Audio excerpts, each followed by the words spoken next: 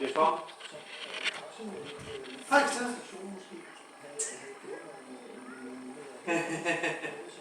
Ja, det er sådan lidt omstændigt, så det skal jeg nok komme op og gøre.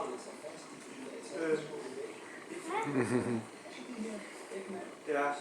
Og det er noget med, at man skal lige ud, og så skal man starte cirkulationspumpen, og det er sådan en stik, der skal sættes i, og så nogle ting der. Jeg skal nok komme op og gøre det.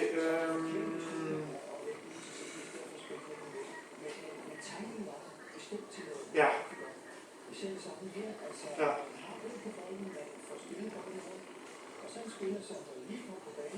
Nå ja.